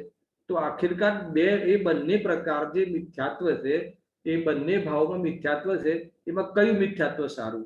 સુરેશભાઈ હલાવે કે નહીં? એમાં કયું મિથ્યાત્વ સારું? અને આ દુકાન હું ચલાવું છું એવું માનવું એ સારું કે આ મંદિરની ગતિવિધિ મારા કારણે બરાબર ચાલે છે એ માનવું એ સારું? અરે બંને મિથ્યાત્વ છે, બંને એક જ પ્રકારનું મિથ્યાત્વ છે. ખ્યાલ આવે કે નહીં ભાઈ? આ વસ્તુ આપણને સમજમાં નથી આવતી. અને આપણે ઘણી વખત એને અહીંયા ભગવાનની સામે રહીને ભગવાનનો વિરોધ કરીએ છીએ, એના વિરોધમાં કામ કરીએ છીએ. મેઇન વસ્તુ એ છે. એટલે આપણે અહીંયા કયા પ્રકારની આજ્ઞા માનવાની વાત આવી કે આ પ્રકારે ખરેખર તો એ આજ્ઞા માનવાની જે અહીંયા વાત કરી છે કે આજ્ઞા માને છે, જીન આજ્ઞાને માને છે. તો જીન આજ્ઞાને કેવી રીતે માને છે? તો કે આ રીતે માને. ખ્યાલ આવે? એ જે પેલી વહુની વાત કરી ને એ પ્રમાણે માને છે. બસ આ તો કહ્યું છે, શાસ્ત્રમાં કહ્યું છે. શું કહ્યું છે? હજુ ઓર લઈ લઈએ ઉદાહરણ, ખ્યાલ ના આવ્યો. શાસ્ત્રમાં કહ્યું છે ને, શું કહ્યું છે કે જે મુનિરાજ છે એ મહાવ્રતના ધારી હોય, એને 28 ગુણનું પાલન કરે છે, તપ તપે છે, 5 મહાવ્રતનું નિરતિચાર પાલન કરે છે. તો આ જીવે શું પકડી લીધું? આજ્ઞા માનવી જોઈએ ને. તો આપણે બી હવે મહાવ્રતનું પાલન કરીએ, નિર્ગ્રંથ થઈ જઈએ. પરંતુ મિથ્યાત્વ ને ત્રણ ચોકડી કશાયના ભાવની વ્યક્ત વિતરાગતા, પ્રગટ વિતરાગતા એ સાચું મુનિપણું છે. અને એવા જીવોનું બાહ્ય જીવન મહાવ્રત આદિ રૂપ હોય છે અથવા મહાવ્રત અંગીકાર કરે છે, જ્યાં સુધી પૂર્ણતા નથી આવતી ત્યાં સુધી બાહ્યમાં જોવા મળે છે. તો એને એની જે રુચિ હતી, પુણ્યની રુચિ હતી, આ બીજો પ્રકાર. જે પુણ્યની રુચિ હતી તો એને શું કરી લીધું રાકેશભાઈ? મહાવ્રતને ગ્રહણ કરી લીધા. એટલે કહ્યું છે ને શાસ્ત્રમાં, મહાવ્રતને અંગીકાર કરે છે, મહાવ્રતને ધારણ કરો, એને પણ ધર્મ કહ્યો છે. તો એ પ્રમાણે એ પોતાને રુચિ છે વ્યવહારની, પુણ્ય ભાવની, પુણ્યના ફળની, એટલે એને એ અંગીકાર કરી લે છે. તો એ અર્થ ન સમજો. એ તો વાસ્તવમાં સ્વરૂપમાં ન રહેવાય એવા જીવોને બાહ્યમાં આવું આ પ્રકારની એ લેવલના જીવોને, એને ત્રણ ચોકડીના અભાવ, જે કશાયના અભાવ વાળી વિતરાગતા જેને છે, એવા જીવોને બાહ્ય આચરણ આ પ્રકારે, છતાં એમાં રહેવું એને પસંદ નથી, સ્વરૂપમાં રહેવાનો પુરુષાર્થ ચાલે છે. એ વાતને વાસ્તવમાં એ તરફ ધ્યાન જ નથી આપતો હાજી. કેમ કે એને એની જે ગમતી વસ્તુ હોય અથવા તો એનો જે પક્ષ હોય, એને જેનો પક્ષ હોય, એ વાતને અહીંયા વ્યવહારથી કરી હોય પણ એને પોતાનો પક્ષ બનાવી લે છે અને મિથ્યાત્વ પૃષ્ઠ કરે છે. જીન આજ્ઞા માને એને પણ મિથ્યાત્વ રહે છે. મેં કાલે બી વાત કરી હતી, કાલે એટલે શુક્રવારે વાત કરી હતી. મિથ્યાત્વ રહે છે શું? મિથ્યાત્વને દ્રઢ કરે છે. એને વાસ્તવમાં એને પોતાની માન્યતાને જ પોષણ કરે છે. ખ્યાલ આવે કે નહીં? પાપમાં જવું હોય તો નિશ્ચયની વાત ગ્રહણ કરી લે, અને પુણ્યમાં રહેવું હોય તો વ્યવહારની વાત ગ્રહણ કરી લે. એટલે એને જે પોષણ ગમે અને એ પક્ષને એ એકાંત કરી લે છે. તે પ્રમાણે મિથ્યાત્વ રહે છે. આની તો વિસ્તારથી ચર્ચા આવવા વાળી છે. એને તો એક એક ઉદાહરણોથી સિદ્ધ કરવાની વાત છે. જો અહીંયા શું કહે છે કે હવે જે જીવો જૈન છે તથા જીન આજ્ઞાને માને છે તેમને પણ મિથ્યાત્વ રહે છે. તો થોડો ખ્યાલ તો આવ્યો હશે. તમે આ વિચારણીય બિંદુ છે કે જીન આજ્ઞાને માનવાની વાત અહીંયા શું છે કે એક સામાન્ય પક્ષ લઈને આપણે આગળ ચાલીએ, એક સામાન્ય વાત લઈને આગળ ચાલીએ કે જીન આજ્ઞાને માને છે એટલે આગળ એનો અગર ઉજ્જવલ પક્ષ લઈએ, અગર પોઝિટિવ પક્ષ લઈને ચાલીએ તો જીન આજ્ઞાને માને છે એનો અર્થ કે જીન શાસ્ત્રનો અભ્યાસ કરે છે, જૈન તત્વને બરાબર સમજે છે અથવા એનો શ્રદ્ધાની પણ છે અને આચરણ બી જીન આજ્ઞા અનુસાર છે, પરંતુ તેને પણ મિથ્યાત્વ રહે છે. આ રહેવા છતાં બી, આવી રીતે આજ્ઞામાં રહેવા છતાં બી, આવી આજ્ઞામાં રહે છે કઈ ગલત થોડી છે, તત્વનું શ્રદ્ધાન કરે છે તો બરાબર છે, તો એની ના નથી. પણ મિથ્યાત્વ રહે છે તો એ મિથ્યાત્વ કેમ રહે છે એની ચર્ચા આગળ આવવા વાળી છે. ભૂમિકામાં જ કહી દીધું છે પંડિતજીએ. એના પછીની જે 3 પંક્તિઓ છે ને, એ પંક્તિમાં એનો જવાબ આપ્યો છે. તો છતાં મિથ્યાત્વ કેમ રહે છે, છતાં એ મિથ્યાત્વ રહે છે કેવા પ્રકારનું રહે છે, અથવા એ મિથ્યાત્વ રહે છે એમાં એ શું રહે છે મિથ્યાત્વ એ સમજવું છે અને કેમ રહે છે. ખ્યાલ આવ્યો? તો એ બે વસ્તુની ચર્ચા હમણાં થોડી વારમાં આપણે આવશે. ટૂંકમાં અહીંયા એટલી વાત આપણે કરીને આગળ જઈએ કે જીન આજ્ઞા માને છે તેને પણ મિથ્યાત્વ રહે છે, તેનું અહીં વર્ણન કરીએ છીએ. બરાબર છે? એટલે એના વર્ણનમાં હવે થોડીક વારમાં ચાલુ થશે કે ભાઈ શું વર્ણન કરે છે, કે મિથ્યાત્વ રહે છે કેમ રહે છે, એ હવે એના પર જશું આપણે. અને એ મિથ્યાત્વ રહે છે એ કેવા પ્રકારનું છે, એનું સ્વરૂપ શું છે. તો એની અંદર પછી એ મિથ્યાભાસી, નિશ્ચયાભાસી, વ્યવહારાભાસી, ઉભયાભાસી, એને એ 3 પ્રકાર મુખ્ય છે. અને જેને આ ભાષો નથી રહેતા એવું એક સમ્યક સન્મુખ મિથ્યા દ્રષ્ટિ, એની પણ ચર્ચા છે. 4 પ્રકારના મિથ્યા દ્રષ્ટિની ચર્ચા છે. બરાબર છે? તો 4 કેરેક્ટરની ચર્ચા કરવાની છે. એ 4માં આપણે ક્યાં ઉભા છીએ એનો આપણને નિર્ણય થવો જોઈએ આ અધિકારના સ્વાધ્યાયમાં. અને આ ભાસ જો હોય તો કેવી રીતે મટે એનો ઉપાય આપણે પ્રારંભ કરી દેવો જોઈએ, અથવા એનો સચોટ ઉપાય કરવો જોઈએ. એ ઉદ્દેશથી આપણે આ અધિકાર ચલાવી રહ્યા છીએ. બની શકે કે અહીંયા જેટલા બેઠા છે એ વર્ષોથી સ્વાધ્યાય કરે છે, અને એ વાત વિચારવું જોઈએ ને શ્રેયસભાઈ, આપણે સ્વાધ્યાય કરીએ છીએ, આપણને સાચી વાત ખબર છે, તો પછી સમ્યક તો કેમ નથી થયું, એવો કેમ વિચાર નથી કર્યો આપણે? એકવાર રાત્રે ઊંઘ તો ઉડવી જોઈએ ને. આપણને બધી જ વાત ખબર છે, છેક ત્યાંથી લઉં તો હે ને, જૈન કુટુંબ મળ્યું છે, જૈન ધર્મ મળ્યું છે, સાચા દેવશાસ્ત્ર ગુરુ મળ્યા છે, સાચી વાત બતાવવાળા ભૂદેશી મળ્યા છે, બસ મળ્યા છે લિસ્ટ કરે છે, પણ આત્મા મળ્યો કે નહીં? તો કે આત્મા નથી મળ્યો. તો મળ્યા છે એવું કેમ કહેવાય? સમજમાં આવે છે કે નહીં? થોડીક કઠોર વાત કરીશ, વાંધો નથી ને પ્રફુલભાઈ? કે મતલબ કે એ વાત વિચારવું જોઈએ ને કે આપણે મતલબ કે જ્યારે આ વાત આવે છે ને શાસ્ત્રમાં કે આ જીવ કેટલી વાર મુનિ બન્યો, હે ને? અનંત વાર બન્યો. એમાં આવે છે ને સુમેરુ પર્વત જેટલી ઢગલો થઈ જાય એટલી પીછી આ જીવે ગ્રહણ કરી છે. તો પછી વિચારવું જોઈએ કે હું મુનિ બન્યો પણ મોક્ષ કેમ ના ગયો? એને આ બધું ઊંઘ ઉડી જવી જોઈએ કે હું અનંત વાર મુનિ બન્યો પણ મોક્ષ કેમ ના ગયો? એવી શું ભૂલ રહી ગઈ? હવે આજે આપણે આ વિષય આવ્યો છે, હે ને? રતિભાઈ આ વિષય ખાસ લેવડાવ્યો છે રતિભાઈ, તો આપણે આ વિચારવું જોઈએ. એને ગુરુદેવની સંપર્કમાં રહ્યા, સાત તત્વ આદિનો વિશેષ વર્ણન સમયસાર 19 વાર એમને કહ્યા, તો આપણે 19 વાર સાંભળી લીધું. અને તત્વની પણ બરાબર આપણને પરખ છે. બરાબર તમે ઊંઘમાં પૂછો તો દેહ ને આત્મા ભિન્ન છે એ વાત અમને બરાબર યાદ છે. બરાબર છે. તો સમ્યક દર્શનનું લક્ષણ યાદ રહેવું એ ક્યાં છે? સમ્યક દર્શનનું લક્ષણ સાત તત્વની પરિભાષા આવી એ ક્યાં છે? થોડો વિચાર કરો, થોડું પોતાના ઉપર આ એપ્રોચ કરવો જોઈએ કે આટલી ખબર પડે છે આપણને, આ વાતની ખબર છે અને એ બી ખબર છે કે આ વાત સત્ય છે, એ બી આપણને વિશ્વાસ છે, તો પછી સમ્યક દર્શન કેમ નથી? એનો જવાબ તમારે મને આપવો પડશે. એને હું એકલો નહીં બોલું હરેશભાઈ, તમારે બી બોલવું પડશે. મને વોટ્સએપમાં જવાબ આપજો કે એટલા માટે સમ્યક દર્શન નથી કે હજુ મારે બધા કામ બહુ બાકી છે અને હજુ તો ઘણું કામ બાકી છે. તો એના પહેલા મેં તમને એક પ્રશ્ન પૂછ્યો છે, યાદ છે બધાને? જે મંડળમાં હું જાઉં છું તેમાં એક પ્રશ્ન ખાસ પૂછું છું. શું પ્રશ્ન કર્યો હતો એને કે મારા ઘરમાં શું જરૂર છે? શ્રેષભાઈ પ્રશ્ન હતો એ તો ખબર છે ને? ખરેખર બહુ મજાનો પ્રશ્ન છે. તમે વિચાર કરજો કે મારા કુટુંબમાં, મારા મંડળમાં, મારા દેશમાં, મારા સમાજમાં મારી શું જરૂર છે? અને જો તમારી કઈ જરૂર હોય તો તમે અહીંયા રહો, અને જરૂર છે એમ લાગે તો એનો અર્થ એ થઈ ગયો કે આ જીવ સર્વજ્ઞ ભગવાનને માનતો નથી. શું જરૂર છે? કોઈને કોઈની શું જરૂર છે? કયા દ્રવ્યને કયા દ્રવ્યની જરૂર છે? રાકેશભાઈ ખ્યાલ છે? કોને કોની જરૂર છે? એક દ્રવ્ય બીજા દ્રવ્યનો કરતા નથી, એ એક પ્રકારથી એને પાયાનો સિદ્ધાંત જૈન શાસનનો. અને દરેક દ્રવ્ય ગુણ પર્યાવત દ્રવ્ય, દરેક દ્રવ્ય પરિપૂર્ણ છે, સક્ષમ છે, પોતાના સ્વચતુષ્ટયથી પરિપૂર્ણ છે, ભરપૂર છે. તો હવે કોને કોની જરૂર છે? તો પછી આપણે કેમ રોકાયા છીએ? તો પછી કેમ આપણી દ્રષ્ટિ બી અત્યારે ગલત છે? તો પછી કેમ અત્યારે આપણને જો આસક્તિ મળતી નથી?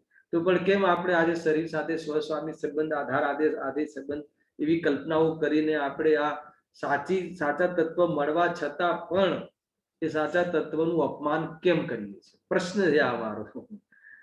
હે ને? થોડીક આમ ઊંઘ ઉડી જાય એવી વાત કરી દઉં છું. રાતનો સમય છે, હે ને? તમારે ત્યાં તો રાતનું મોડી રાતનો સમય છે, ઊંઘ ઉડી જાય એવી વાત મૂકી દીધી છે. કેમ એમ ભાઈ? કેમ એમ? પેલા કે શું બાકી રહી જાય છે? બધી જ ખબર છે. શું બધી ખબર છે? કે કઈ ખબર નથી. એનો અર્થ કે હજુ સમ્યક દર્શન બાકી છે. તો કેમ બાકી છે? એનો વિચાર આવવો જોઈએ. હે તો એના માટે અધિકાર લખ્યો છે રતિભાઈ કે શું બાકી રહી ગયું, એવી ભૂલ શું રહી ગઈ? જો કાં તો સમ્યક દર્શન હોવું જોઈએ આવા જીવને, કાં તો પછી ક્યાંક આભાસમાં હોવું જોઈએ. હવે એ આભાસમાં છે તો હું કયા આભાસમાં ચાલી રહ્યો છું? અને એ આભાસ છે તો એ આભાસ કેમ છે? અને આ આભાસ મટાડવાનો ઉપાય શું છે? તમે આ પહેલા શું શાના માટે અધિકાર આપણે સ્વાધ્યાયમાં લીધો છે એનું બરાબર ખ્યાલ, એની ભૂમિકા બાંધી રહ્યો છું. કેમ કે એટલો અદ્ભુત અધિકાર છે, એટલો ઇમ્પોર્ટન્ટ અધિકાર છે. કેમ કે આ તો આપણા ઉપર જ આગળ થવાની છે કે હું ક્યાં રોકાયેલો છું. જો કાં તો સમ્યક સન્મુખ મિથ્યા દ્રષ્ટિ હોવું જોઈએ, કાં તો સમ્યક દ્રષ્ટિ હોવો જોઈએ, કાં તો ત્રણ આભાસમાંથી કોઈના કોઈ આભાસમાં હોવું જોઈએ. સમ્યક દર્શન નથી તો હવે પેલા એ નક્કી કરવાનું, આ વર્ણન જયારે ચાલશે નક્કી કરવાનું કે હું અહીંયા ઉભો છું. હવે ત્યાં ઉભો છું તો હવે આગળ શું કરવું જોઈએ એનો બી ઉપાય પંડિતજી સાથે સાથે કહેવા વાળા છે. એટલા માટે આ બહુ અદ્ભુત આ વસ્તુ અહીંયા અધિકાર છે, સમજવું જોઈએ. હવે આપણે આગળ વિચારીએ છીએ. થોડીક કઠોર વાત કરી છે કે હે ને ભાઈ, જોઈ લેજો. કેમ કે મને કઠોર વાત ફાવતી નથી, પણ ક્યારેક આવી જાય છે. ખ્યાલ આવે કે નહીં? કે ખરેખર રાકેશભાઈ, તમે તો વર્ષોથી મારી સાથે સ્વાધ્યાયમાં હોવો છો, તો શું બાકી રહી ગયું? કેમ હજુ સમ્યક દર્શન નથી? કેમ હજુ આત્માથી દૂર છીએ? કેમ આપણે આપણી સાથે નથી રહેતા? કેમ આપણે કોઈને કોઈ સહયોગની સાથે મિલાવીને જ આપણને સ્વાદ આવે છે?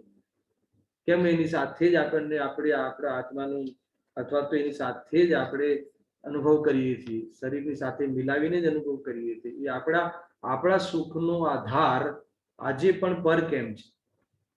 આપણા સુખનો આધાર બાઉન્ડિંગ આજે પણ એને પરદ્રવ્ય કેમ છે? એની રચના આપણે પરના આધારે કેમ કરીએ?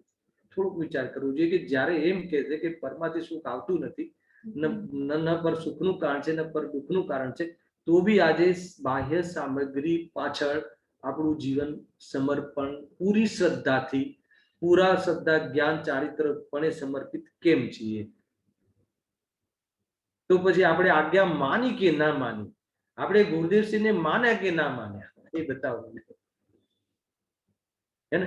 ખાલી એમના મતલબ કે એમના સંપ્રદાયમાં આવી ગયા અથવા એમના સંપર્કમાં આવી ગયા એનું નામ માનવું નથી, અથવા એમની વાત કહેલી વાત અમને માન્ય છે માત્ર એનું નામ આજ્ઞા માનવું નથી.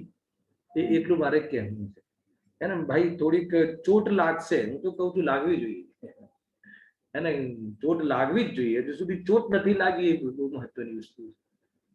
અને રાત્રે ઊંઘ ઉડવી જોઈએ. આપણે એક ઘરમાં જવાન દીકરી હોય, એના વેવિશાળ બાકી હોય તો માતા પિતા ઊંઘતા નથી. શું કરીશું, શું કરીશું? આ તો અનંત કાલથી આ પર્યાય એને પોતાના સ્વામી વગર બહારમાં રખડે છે, ભમે છે. પોતાના ઘરે આ પર્યાય એને આત્મસન્મુખ ક્યારે થઈ નથી. તો એનો વિચાર કેટલી તાકાતથી, કેટલી ગંભીરતાથી કરવો જોઈએ, એને ભૂલ ક્યાં રહી ગઈ? બસ એટલા માટે મેં આ થોડી વિશેષ ચર્ચા અહીંયા કરી. હવે આગળ ચાલુ છું. જુઓ આગળ. હવે જે જીવો જૈન છે તથા જીન આજ્ઞાને માને છે તેમને પણ મિથ્યાત્વ રહે છે, તેનું અહીં વર્ણન કરીએ છીએ. એટલે અમે હવે બતાવવા વાળા છીએ કે એ જો જીન આજ્ઞાને માને છે, બધી જ વાત બરાબર એને ખબર છે, તો બી મિથ્યાત્વ રહે છે. તો વસ્તુ અમે એ રીતે અહીંયા પ્રતિપાદન કરવાના છીએ કે એ જે મિથ્યાત્વ રહે છે એનું સ્વરૂપ શું છે, અને એ મિથ્યાત્વ જે રહે છે કેમ રહે છે, એ બેની ચર્ચા કરવાના છે. એના પહેલા એક ઓર વાત એમને કરી છે કે આપ સાંભળજો શું કહેવા માંગે છે, કે આપ અહીં આનું વર્ણન કરવા કેમ માંગો છો? કેમ વર્ણન કરવું છે તમારે આનું? તો એ કહ્યું છે કારણ કે એ મિથ્યાત્વ શત્રુનો અંશ પણ બુરો છે.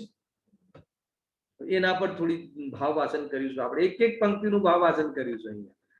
કેમ આની ચર્ચા કરવી છે? કેમ તમે આ મિથ્યાત્વની ચર્ચા અહીંયા જે જૈન મત અનુયાયી મિથ્યા દૃષ્ટિનું સ્વરૂપ બતાવવા પાછળ તમારો શું ઉદ્દેશ છે? તો પંડિતજી કહે છે એટલા માટે અમે અહીંયા એટલા માટે આના વર્ણન કરવાની પ્રતિજ્ઞા કરીએ છીએ આ અધિકારમાં, કેમ કે મિથ્યાત્વ વેરી છે ને, મિથ્યાત્વ બેરીનો અંશ પણ બુરો છે. આ વાક્ય તો આપણે ઘણી વાર સાંભળ્યું છે. હવે એ સિદ્ધિ કરશે કે મિથ્યાત્વ શત્રુનો અંશ પણ કેમ બુરો છે. ખ્યાલ આવ્યો કે નહીં? એની ચર્ચા આપણે અહીંયા વિશેષ કરવી છે.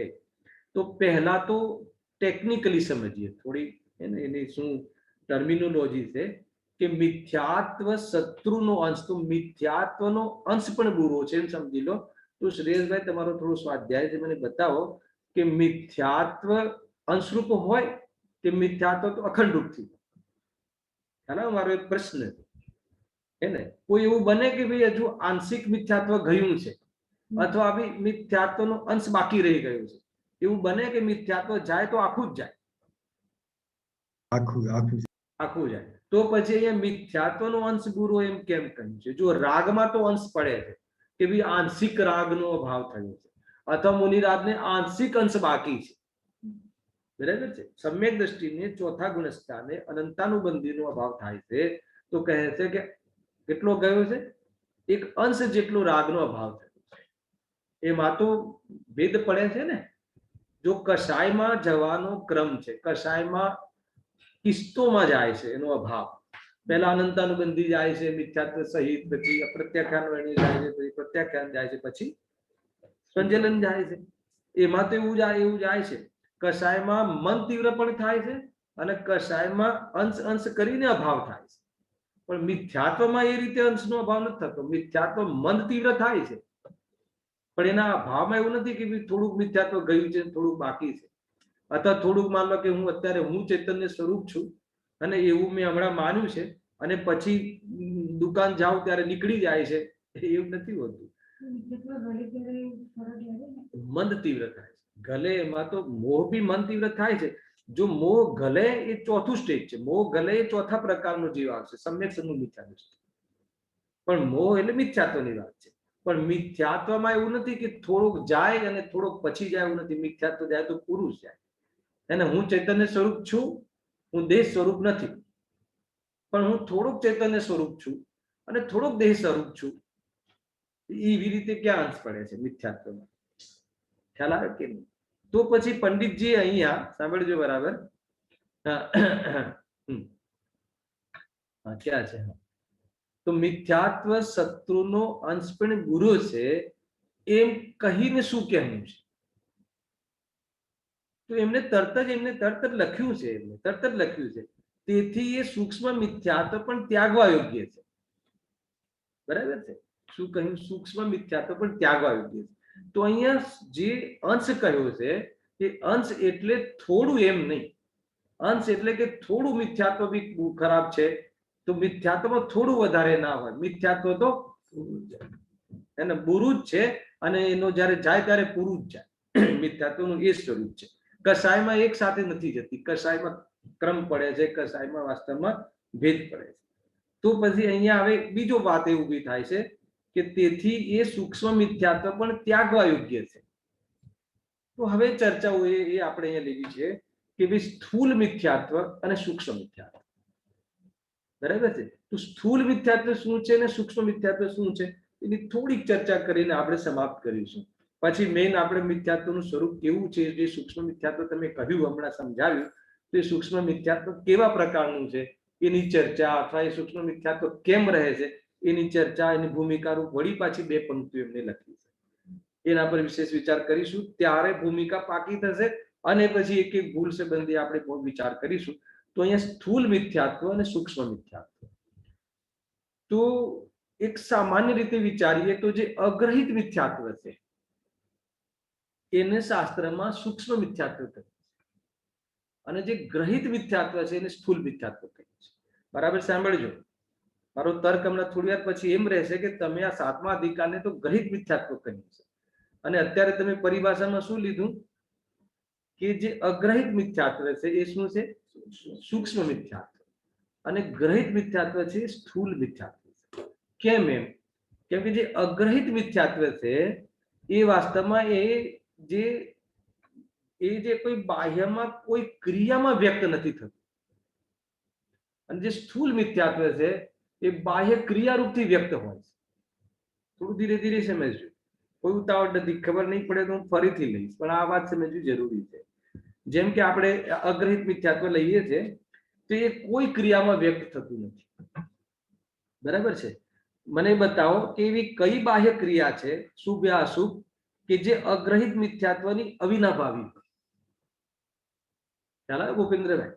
મારો આ એક પ્રશ્ન છે કે અગ્રહિત મિથ્યાત્વમાં એ કોઈ બી ક્રિયામાં કોઈ બી ક્રિયા રૂપે વ્યક્ત થતું નથી. જે ગ્રહિત મિથ્યાત્વ છે એ તો માથે ચડીને પોકારે. એ તો બાહ્ય ક્રિયાઓમાં એના આપણને દર્શન થાય જ છે. ગ્રહિત મિથ્યાત્વ એટલે કુદેવ કુગુરુ કુશાસ્ત્રનું સેવન કરે અને દોરા ધાગા બંધાવે, અંધશ્રદ્ધાની વાત છે. રાગી દેશી દેવો પાસે એ વાસ્તવમાં એની પૂજા કરે, એનું સેવન કરે, દોરા ધાગા બંધાવે, કઈ પ્રકારની બાહ્યમાં એવી ચેષ્ટાઓ કરે, બલિ આદિના બાહ્યમાં એના કાર્યો જોવા મળે. તો એ જો જે ગ્રહિત મિથ્યાત્વ જે છે એને બાહ્યમાં જે અનાદિનું પડ્યું છે એ ગ્રહણ કરવાના બાહ્યમાં જે એના ઉપાયો હોય છે એ તો ક્રિયામાં વ્યક્ત દેખાય છે. એ તો માથે ચડીને પોકારે છે કે આ અંધશ્રદ્ધામાં ફસાયેલું છે, ભટકાયેલું છે. બરાબર છે કે નહીં? પણ જે અગ્રહિત મિથ્યાત્વ છે એ અગ્રહિત મિથ્યાત્વ વિશે થોડોક વિચાર કરો. હમણાં 2 મિનિટ મને બતાવો કે કોઈ ક્રિયામાં વ્યક્ત થતું નથી. એવી કઈ બાહ્ય ક્રિયા છે, ચાહે શુભ હોય કે અશુભ હોય, કે જે અગ્રહિત મિથ્યાત્વની અવિનાભાવી હોય? એટલે મારે એ બતાવવું છે અવિનાભાવી હોય એટલે કે બાહ્યમાં એવી કોઈ ક્રિયા હોય मान लो કે અંદરમાં મિથ્યાત્વ હોય અને બાહ્યમાં આવી ક્રિયા હોય, અને મિથ્યાત્વ ના હોય તો આવી ક્રિયા ના હોય, એવી એક ચીજ બતાવો. થોડો વિચાર કરજો. આ બધા વિચારને બિંદુ છે. મેં એ પ્રશ્ન મૂક્યો છે કે અહીં અગ્રહિત મિથ્યાત્વ, જે અનાદિનું મિથ્યાત્વ જે છે, પરમાં એકત્વ મમત્વ કર્તૃત્વ બુદ્ધિ છે, પુણ્યભાવમાં જે ઉપાદેય બુદ્ધિ છે, એવી જે પર્યાય દ્રષ્ટિ છે, નિમિત્તાધીન દ્રષ્ટિ છે, એવા જીવની, એવા મિથ્યા દ્રષ્ટિ જીવની કોઈ બાહ્ય ક્રિયામાં કોઈ એ પ્રકારનું અગ્રહિત મિથ્યાત્વ અંદરમાં પડ્યું હોય, માન્યતામાં પડ્યું હોય, પણ ક્રિયામાં વ્યક્ત થતું નથી. કુલ મળીને બતાવવું છે કે એવી એક બી બાહ્ય ક્રિયા બતાવો, ચાહે શુભ કે ચાહે અશુભ, કે જે અગ્રહિત મિથ્યાત્વની અવિનાભાવી હોય. અવિનાભાવી હોય એટલે કે મિથ્યાત્વ હોય તો આવી ક્રિયા હોય જ, અને મિથ્યાત્વ ના હોય તો આવી ક્રિયા ના. અને એવી કોઈ ક્રિયા તમને મળશે જ નહીં, કેમ કે કોઈ મિથ્યાત્વ તો માન્યતામાં છે. આ તો જે અગ્રહિત માન્યતામાં પડ્યું છે, એમાં એની કોઈ બાહ્યમાં ક્રિયા હોતી નથી. જો દ્રવ્યલિંગી મુનિરાગ લઈ લો તો બાહ્યમાં તો ક્રિયા કેવી હોય છે? બાહ્યમાં તો ક્રિયા છે ને 28મું ગુણનું નિરતિચાર પાલન કરે છે. બાહ્યમાં મતલબ કે વ્રત આદિ મહાવ્રત આદિ નિરતિચાર પાલન કરે છે. ક્રિયા તો એવી છે, અને મિથ્યા દ્રષ્ટિ છે. હે जैसे मिथ्यात्व में हाँ। कह रहे ना कि मन अंदर हो हाँ। और क्रिया में नहीं हो, लेकिन राग तो है ना। नहीं, राग की बात नहीं है ना, मिथ्यात्व की बात कर रहा मिथ्यात्व कषाय परिणामનું કદાચ બાહ્યમાં એ બી સ્થૂલ, અંદરમાં પરિણામ તીવ્ર મંદ હોય, કષાય ક્રોધ આદि, તો કદાચ બાહ્યમાં ક્રિયામાં જોવા મળે ને ના પણ મળે, પરંતુ મિથ્યાત્વની તો બહારમાં કોઈ ક્રિયા સંભવતી જ નથી. માન લો કે અત્યારે હાલ જ લઈએ ઉદાહરણ હાલનું, કે અત્યારે આપણે સ્વાધ્યાય કરી રહ્યા છે, બરાબર છે શ્રેયસભાઈ? હવે આ જે સ્વાધ્યાય કરી રહ્યા છે અથવા હું કરાવી રહ્યો છું, મને સ્વાધ્યાય કરવાનો ભાવ છે, તમને સ્વાધ્યાય કરવાનો ભાવ છે આ બધાને. હવે એમાં એ તો બાહ્યમાં તો શુભ ભાવ છે, પણ આમાં એને હું ધર્મ માનું છું. એક એવો જીવ છે અને તમારામાંથી કોઈ એવો જીવ છે કે એને ધર્મ નથી માનતો, એટલે સમ્યક દ્રષ્ટિ છે, પણ ક્રિયાઓ તો બંનેને દેખાય છે. આમાં કોઈ આપણામાં કોઈ સમ્યક દ્રષ્ટિ બેઠો હોય તો આ સ્વાધ્યાય કરવાના ભાવને શું માને છે કે ભાઈ એ તો બાહ્ય ક્રિયા છે, એ તો શુભ છે, હું એનાથી ભિન્ન છું, એવું માને છે. અને એવા કેટલાય જીવો અહીંયા બેઠા છે કે એ ક્રિયાને શું માને છે? ધર્મની ક્રિયા માને. તો માન્યતા તો કેવી છે? મિથ્યા છે. અને બાહ્યમાં ક્રિયા, માન્યતા મિથ્યા હોય એને પણ બાહ્યમાં પૂજા પાઠ આદિ જોવા મળે છે, અને માન્યતા સમ્યક હોય એને બી બહારમાં પૂજા પાઠ આદિ જોવા મળે છે. એટલે મિથ્યાત્વની બહારમાં કોઈ અવિનાભાવી ક્રિયા નથી, કે મિથ્યાત્વ હોય તો બહારમાં આવી ક્રિયા હોય, અને મિથ્યાત્વ ના હોય તો બહારમાં આવી ક્રિયા ના હોય. ખ્યાલ આવ્યો ને? એટલે અગ્રહિત તો વાસ્તવમાં ગ્રહિતની અપેક્ષા એ સૂક્ષ્મ મિથ્યાત્વ છે, અને ગ્રહિત મિથ્યાત્વ સ્થૂલ મિથ્યાત્વ છે. મારે એટલું બતાવવું છે, બરાબર છે? પણ અહીંયા તો આપણે 7મો અધિકાર લઈ રહ્યા છીએ. હવે 7મા અધિકારને તો તમે પહેલા જ સિદ્ધ કરી આવ્યા કે તો ગ્રહિત મિથ્યાત્વનો અધિકાર છે. ખ્યાલ આવે કે તો હવે ગ્રહિત મિથ્યાત્વનો અધિકાર છે ને એને તમે અહીંયા એમ કહો છો, પંડિતજી એમ કહે છે કે કેવો છે? એ તો મિથ્યાત્વનો અંશ પણ બુરો છે, કેમ કે સૂક્ષ્મ મિથ્યાત્વ પણ ત્યાગવા યોગ્ય છે.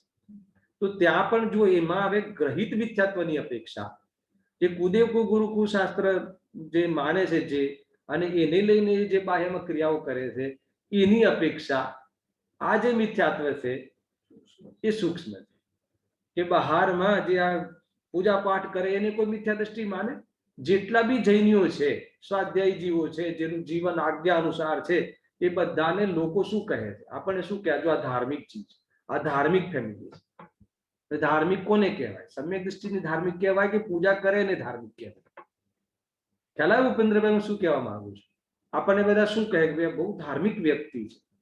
કયા આધારે કહો છો હું ધાર્મિક છું? અચ્છા, ધાર્મિક કોને કહેવાય? સમ્યક દ્રષ્ટિ એ ધાર્મિક અને મિથ્યા દ્રષ્ટિ એ અધાર્મિક. સમ્યક્ત્વ ધર્મ છે અને મિથ્યાત્વ અધર્મ. સમ્યક્ત્વ સહિત શુભ ભાવ વ્યવહાર ધર્મ છે, અને મિથ્યાત્વ સહિત શુભ ભાવ અધર્મ છે. હલાવે કે ને વિષકુંભ છે. એમ તો આવી ગયું ને આપણે બંધ અધિકાર વિષકુંભ છે. હવે બતાવો મને, થોડુંક સમજવા જેવું છે આ વાત. તો અહીંયા એમ કહે છે કે અહીંયા એટલા માટે સૂક્ષ્મ લીધું કે આપણને કોઈ અધાર્મિક કહી જ ના શકે. કે રાત્રિ ભોજનનો ત્યાગ હોય, અભક્ષનો ત્યાગ હોય, એને સ્વાધ્યાય 4-5 કલાક બધા સ્વાધ્યાય કરતા હોઈએ અને જીવનમાં બધું વ્યવસ્થિત જ હોય, અનિતિ અન્યાય આદિ જીવનમાં જોવાને મળતું હોય તો આપણને બધા ધાર્મિક કહે, પરંતુ એને હું ધર્મ માનતો હોઉં તો અહીંયા કહે છે કે એ મિથ્યાત્વનો અંશ પણ બુરો છે, એ મિથ્યાત્વનું ફળ પણ પરિભ્રમણ છે. એને ધર્મ માનવાનું ફળ વાસ્તવમાં શું છે? સંસાર છે, પરિભ્રમણ. તો કે એ આ તો એવી વાત છે કે હું ઘણીવાર કહું છું, ભૂપેન્દ્રભાઈ, હું ઘણીવાર વાત કહું છું કે માની લો કે મારે તમને કોઈ સલાહ આપવી હોય તો હું શું સલાહ આપું? જે સ્વાધ્યાય ના કરતો હોય, મંદિર ના આવતો હોય, એને તો હું એમ બી કહું, શું કહું કે ભાઈ મંદિર આવો, સ્વાધ્યાય કરો. પણ જે રોજ મંદિર આવતો હોય, જે 4-5 કલાક સ્વાધ્યાય કરતો હોય, એ તો કોઈ ગુરુદેવશ્રી જેવો કોઈ મહાપુરુષ, કોઈ મહાઅવતાર આવી જાય, એ કહે, શું કહે કે આમાં ધર્મ નથી, અને એમાં ધર્મ માનવું એ મિથ્યાત્વ છે, એ સૂક્ષ્મ મિથ્યાત્વ છે, એ મિથ્યાત્વનો અંશ પણ બુરો છે. ખ્યાલ આવે કે નહીં? હવે બેસે છે કે એ સૂક્ષ્મ મિથ્યાત્વ પણ ત્યાગવા યોગ્ય છે. પૂજા પાઠ આદિ આપણે કરતા હોઈએ, એ તો જો આજે કોઈની કહેવાની હિંમત ક્યાં હતી? આજે પૂજા પાઠ, દયા, દાન, વ્રત આદિ મંદિરો બંધાવે, આ કરે તો કોઈ એને અધાર્મિક કહે? હે ને? એ શેઠ લાખ કરોડ રૂપિયા આપે અને પછી કહે, ગુરુદેવશ્રી કે હે શેઠ, એને આ દાન કર્યું, એને આ દાન કર્યું, એ વાસ્તવમાં ધર્મ નથી. એને ધર્મ માનો એ શું છે? મિથ્યાત્વ છે. માની લો કે આ પૂજા પાઠ આદિ આપણે કરી રહ્યા છીએ, તો એ પૂજા પાઠ આદિ કરી રહ્યા છીએ, એને ધર્મ માનીએ તો એ ટોટલ સાધના છે, વિરાધના થઈ જાય છે. એટલે અહીંયા બતાવું છે વારંવાર કે મિથ્યાત્વનો અંશ એટલે બુરો છે. થોડું ઉદાહરણ આપીને સમાપ્ત કર્યું છે. એલર્ટ કરે. માની લો કે હરેશભાઈ, આપણે માની લો કે એક 100 લીટર દૂધ બનાવ્યું મહેમાનો માટે, એમાં એક બિંદુ ઝેર પડી જાય, એક બિંદુ, વધારે નહીં, એક બૂંદ ખાલી, તો એ 100 લીટર દૂધ છે, એ દૂધ છે કે ઝેર છે?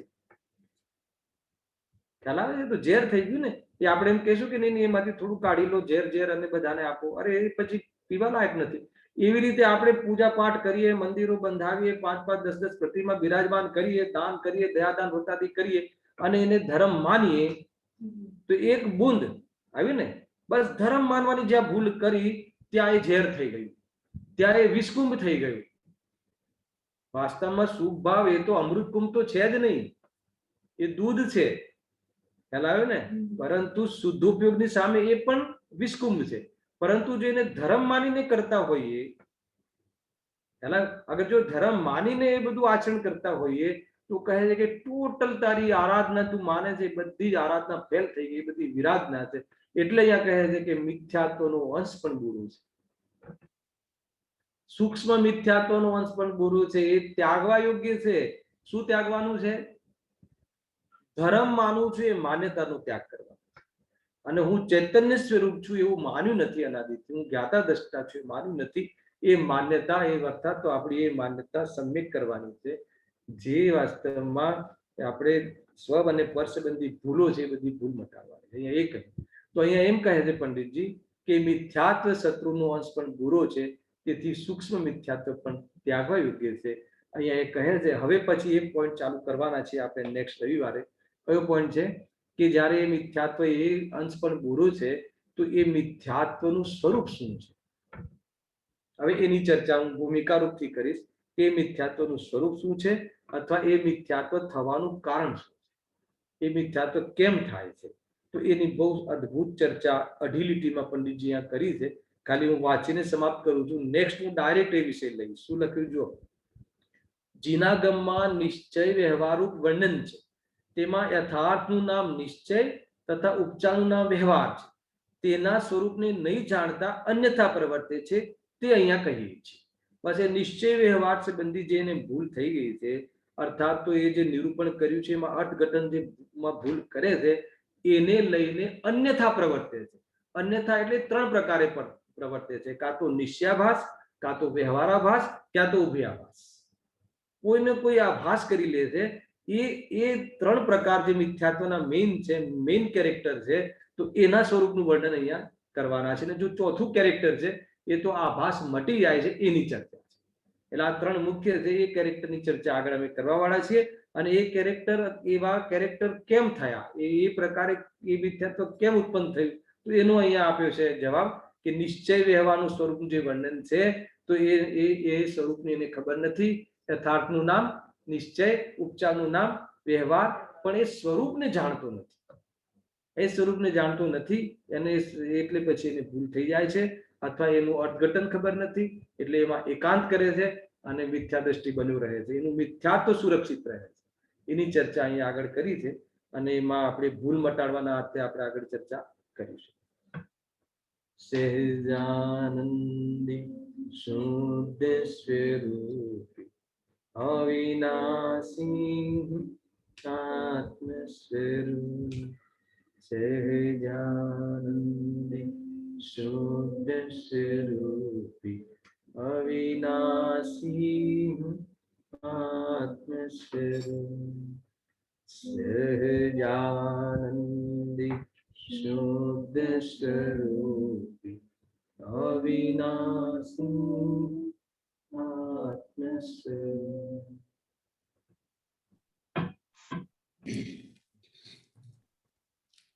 છે કોઈને કોઈ પ્રશ્ન કે કઈ? છે કોઈને?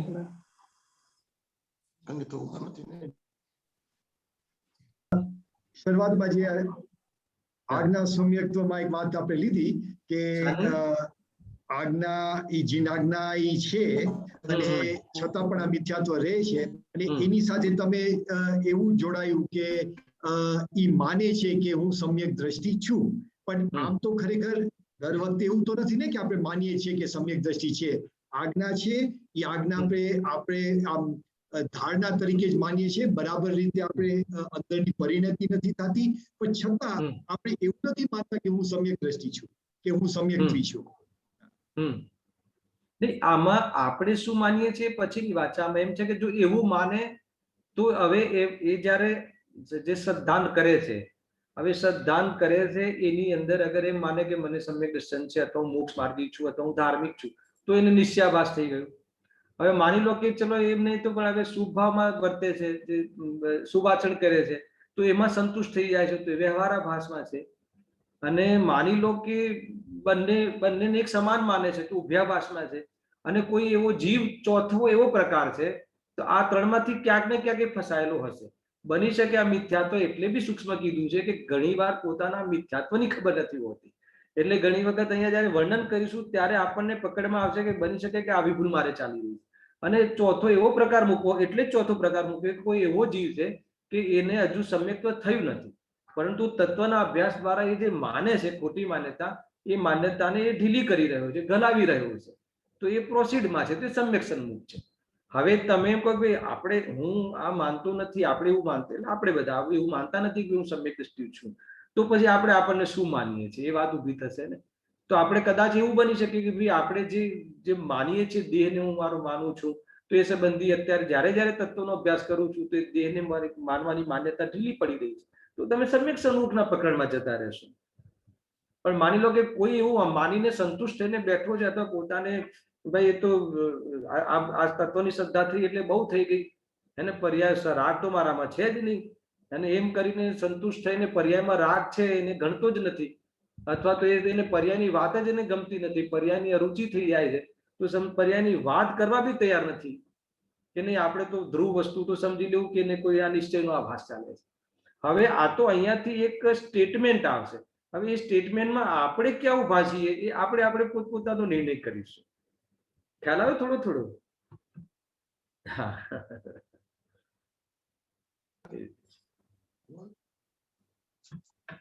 અશ્વિનભાઈ, મારું એક ક્વેશ્ચન છે. આ જે તમે મિથ્યા દ્રષ્ટિની વાત કરી, ઈ અનાદિનો મિથ્યા દ્રષ્ટિની વાત છે ને? અત્યારે જે આપણે 7મો અધિકાર ચાલી રહ્યો છે એ તો કોઈ બી મિથ્યા દ્રષ્ટિ જે અનાદિનો મિથ્યા દ્રષ્ટિ છે, પણ હવે એને ચાન્સ મળ્યો છે કે મિથ્યાત્વ તોડવાનું છે. પછી સાદી મિથ્યા દ્રષ્ટિની કેવી રીતના આપણે એનું સૂક્ષ્મ અને સ્થૂળ મિથ્યાત્વ કેવી રીતના લેવાનું? ફરીથી શું? સાદી મિથ્યા અત્યારમાં સમ્યક કોણ સન્મુખ પૂછી રહ્યું? જરા મને સમ્યક હાથ ઊંચો કરે. કરી લીધું. હાથ રેઝ કરે. હરેશભાઈ કોણ પૂછી રહ્યું? જરા હાથ રેઝ કરે એટલે મને ખ્યાલ આવે. હું આઈ કોન્ટેક્ટ થી વાત કરું. હું રમિતા બોલું છું. હા હા હા, વાંધો નહીં. હા બોલો. શું બેન, શું કહ્યું? મેં કીધું હવે આ અનાદિનો મિથ્યા દ્રષ્ટિ મિથ્યાત્વ એનું ગળી ગયું અને ઈ સમ્યક્ત્વ પ્રાપ્ત કરી લીધું. પછી હવે ઈ સાદી મિથ્યા દ્રષ્ટિમાં કદાચ આવી જાય, મિથ્યાત્વ કર્મનો ઉદય આવી ગયો હોય તો એમાં આપણે કેવી રીતના ઘટિત કરવાનું? કારણ કે અત્યારમાં એને પહેલી વખત કર્યું હોય તો ઔપચારિક સમ્યક્ત્વ પ્રાપ્ત કર્યું હોય ને, નહીં, તો માની લો પછી કેવી રીતના લેવાનું?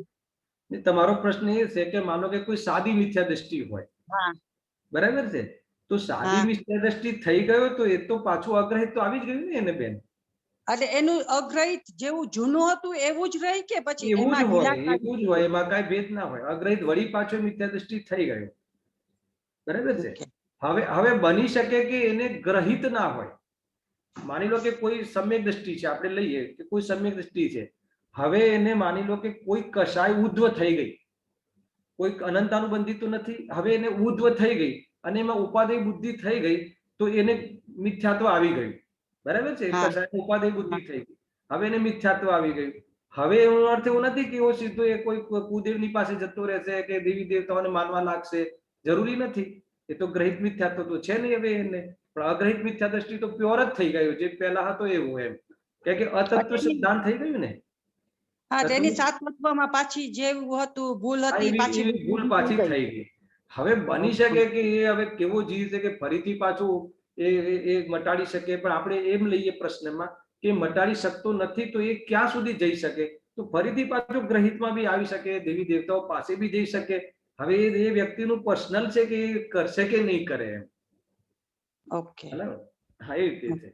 હવે માની લો કે એ જીવ વળી પાછો અત્યારે સ્વાધ્યાયમાં આવી ગયો અને એને ખ્યાલ આવી જાય કે મારું મિથ્યાત્વ મને આવી ગયું છે, મારું સુખ જતું રહ્યું છે, આનંદ નથી રહ્યો. હવે એ ફરીથી ઉપાય કરે ને ફરીથી પાછું સ્વાધ્યાય કરે અને એમાં એ ગ્રહિત થઈ શકે, આભાસ કરી શકે, ના કરી શકે એવું નથી. અર્ધપૂતગલ પરાવર્તન, અંતર્મુહૂર્ત કમ હોય ને અર્ધપૂતગલ પરાવર્તન ની અંદર એ જતો રહેશે, મોક્ષ નક્કી છે. અંતર્મુહૂર્ત બાકી હોય અર્ધપૂતગલ પરાવર્તનમાં, ત્યાં સુધી મિથ્યા દ્રષ્ટિ રહી શકે છે અને ત્યાં સુધી એ ખોટા કામ કરી શકે છે. પણ અંતર્મુહૂર્ત જે બાકી છે એમાં એ સમ્યક દર્શન લઈ લેશે, એમાં દીક્ષા લઈ લેશે, એમાં શ્રેણી ચડી જશે અને મોક્ષ જતું રહેશે. એ પાકું છે. જે સાદી મિથ્યા દ્રષ્ટિની વાત કરું છું. Thank you.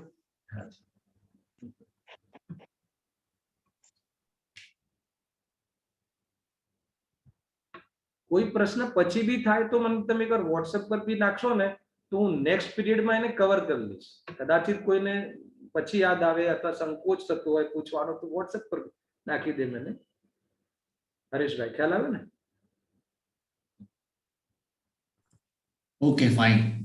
બધાને ગ્રુપમાં જે તો હશે તો કેશું મેસેજ એમાં નાખી મેસેજ આપી દો. ક્યારે બી કોઈ બી પ્રશ્ન હોય, આધ્યાત્મિક કોઈ બી જાણકારીના પ્રશ્નોમાં એટલું જવાબ મને ખ્યાલ નહીં હોય, પણ આધ્યાત્મિક જે બી પ્રશ્ન હોય, જે બી આ પ્રયોજનભૂત તત્વોનો હોય, જે તમે સ્વાધ્યાય કરતા હોય એનો બી હોય, આપણા સ્વાધ્યાય સિવાય બી હોય, તો મને તમે વોટ્સએપ પર નાખી દેજો તો આપણે એનું સમાધાન કરીશું જેટલું આગમના માધ્યમથી સંભવ છે એટલું.